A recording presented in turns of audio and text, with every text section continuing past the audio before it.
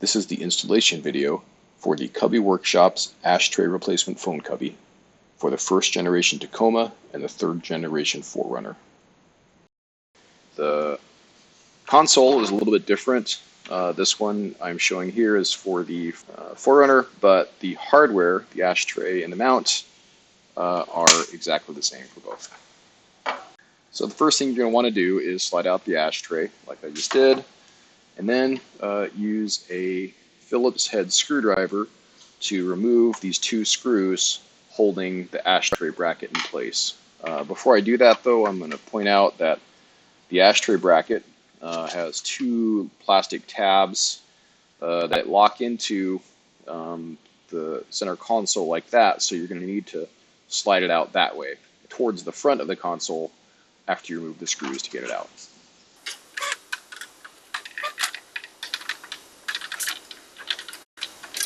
And hold on to these screws, keep them someplace safe because you're going to reuse them when you mount the phone cubby. Now I am going to use my thumbs and just slide this bracket forward. This one's been removed a few times, so it moves pretty easily. Yours, if it's been in place for a while, you may have to unstick it, but if you do slide it forward with enough effort, it will come out eventually.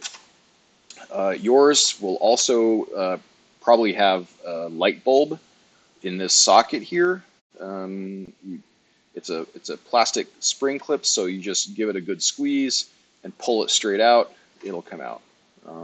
After you do that, just tuck the wire into the center console, or some people like to be clever with these and drill a little hole in the top and give themselves a light to look at their phone. So cubby ships like this. This front panel, this trim piece, it pops right out. Just give it a tug. You may have to pry on these little plastic clips a little bit outward, but usually if you just give it a good tug, it'll come out. Next, you need to use a 2mm Allen wrench and remove these two screws that hold the tray into the mounting bracket from the shipping condition. So carefully remove those and don't lose the screws. Put them in a safe place. You're going to need them again.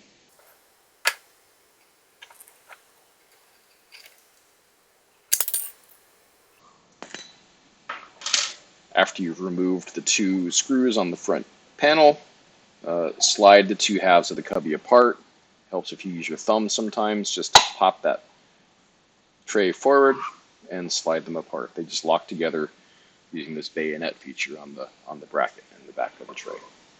Next, you're going to want to take the bracket. It has two tabs. Those are going to slide right into those two slots again. This should go fairly easily. Use the two screws that you removed originally to mount this bracket in place.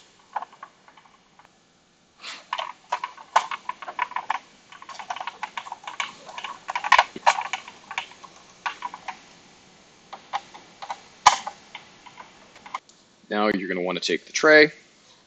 Again, align this bayonet feature in with the slot on the bracket. It'll lock pretty well into place after you do that. It may be a little snug. If you line it up carefully, it will go. And then just give it a good push until these posts are flush with that front surface of the mounting bracket, like that. Finally here, you're going to take the two screws that you removed when you separated the two halves of the cubby. Carefully get them in place. Use a 2mm Allen wrench. And don't over tighten it. In fact, just when you're first assembling it, maybe keep this one a little loose before you put the second one in. Then do the same for the second screw. It helps sometimes if you use the Allen wrench to line it up. And then you might have to give it a little bit of a push so the threads line up properly, especially if it's kind of a tight fit in that post. Sometimes printing tolerances are a little tight on that post, so give it a little push to help line it up. And then finally, when they're both in place, give them a snug, not too tight. There. Finally, take the trim panel that you popped out originally and line it up in the slots. And just click it right in place, and it'll click in place when it's in the right position and be pretty solid. There you go.